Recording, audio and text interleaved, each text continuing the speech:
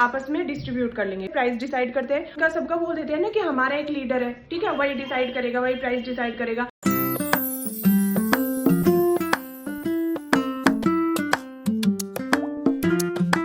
थोड़े दिन पहले हमने एक टॉपिक के बारे में डिस्कस किया था, वो थी कोलिसिव ओलिगोपोली एंड नॉन कोलिसिव ओलिगोपोली।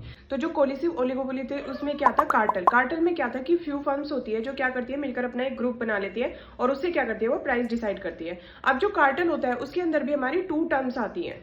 एक तो आती है जॉइंट प्रॉफिट मैक्सिमाइजेशन और दूसरा आता है मार्केट शेयरिंग कार्टेल। तो जॉइंट प्रॉफिट मैक्सिमाइजेशन होता है, उसमें क्या होता है कि जो सारी फर्म्स होती है वो क्या करती है, अपना एक डिसाइड कर लेती है कि हमारा जितना भी प्रॉफिट होगा वो क्या करेंगे, हम जॉइंट में सारी क्या करेंगे, आपस में डिस्ट्रीब्यूट कर लेंगे। सेकंड होता है हमारा मार्केट शेयरिंग कार्टेल। उसमें क्या होता है कि जो सारी फर्म्स होती है वो अपना अपना ले लेती है कि मेरा प्रॉफिट हो गया तो मैंने अपना ले लिया, दूसरी फर्म का प्रॉफिट हुआ तो मैंने अपना ले लिया।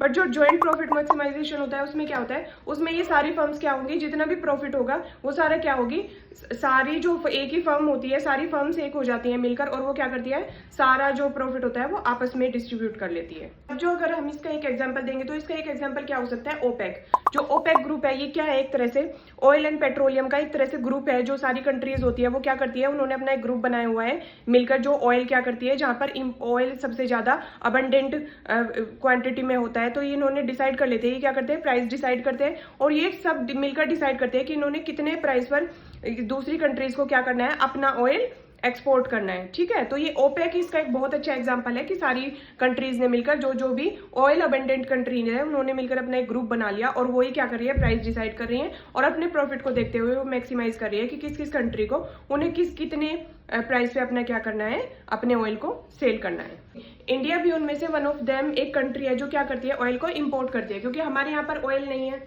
हमारे यहाँ पर ऑयल नहीं होता तो हम क्या करते हैं, ऑयल को बाहर से इंपोर्ट करते हैं। गैस भी हम क्या करते हैं, बाहर से इंपोर्ट करते हैं। गैस हम रशिया से लेते हैं और भी जो कंट्रीज हैं उनसे लेते हैं। अभी जैसे वेनेजुएला का आपने क्राइसिस देखा होगा, वहां पे बहुत ज्यादा क्राइसिस हुआ है, क्योंकि वो भी क्या थी, एक ऑयल अबंडेंट कंट्री थी जहां पे क्या था, ऑयल बहुत ज्यादा अबंडेंट क्वांटिटी में था।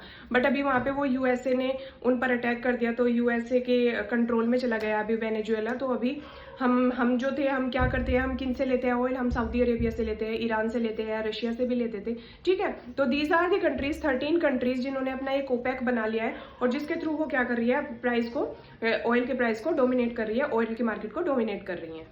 अब जो एक नेक्स्ट इसका पार्ट आता है वो क्या होता है, प्राइस लीडरशिप। एक था कार्टेल और एक था प्राइस लीडरशिप। अब प्राइस लीडरशिप में क्या होता है कि जो फर्म्स होती है उनका सबका बोल देते हैं ना कि हमारा एक लीडर है, ठीक है, वही डिसाइड करेगा, वही प्राइस डिसाइड करेगा और वही सब कुछ डिसाइड करता है कि कितनी क्वांटिटी में किस किस कंट्री को क्या देना है। ठीक है, तो उसी तरह से प्राइस लीडरशिप वो होती है कि जो एक प्राइस डिसाइड हो जाता है, एक तरह से ये पूरी इंडस्ट्री होती है, जैसे ऑयल की पूरी इंडस्ट्री है, एक प्राइस डिसाइड हो जाएगा और वो प्राइस लीडरशिप वो होती है कि वो प्राइस एक लीडर की तरह एक प्राइस डिसाइड कर दिया जाता है कि आपको सिर्फ इसी प्राइस पर सेल करना है, उसी को हम क्या बोलते हैं, प्राइस लीडरशिप बोलते हैं। अब इसमें अगर हम देखें तो कितनी कंट्रीज आती है इसमें, अगर अब इसमें हम देखें तो इसमें कितनी कंट्रीज आती है, इसमें 13 ऑयल जो अबंडेंट क्वांटिटी में जहां पर ऑयल है 13 कंट्रीज आती है। इनमें ईरान, सऊदी अरेबिया, दुबई और ये कुवैत एंड इराक, ये इन सब जो कंट्रीज है इन सबको मिलाकर क्या बनाई है, 13 कंट्रीज है जिन्होंने अपना क्या किया है, कार्टेल बना लिया है और ये अपने इंडस्ट्री के प्रॉफिट को देखते हुए कि अपना ये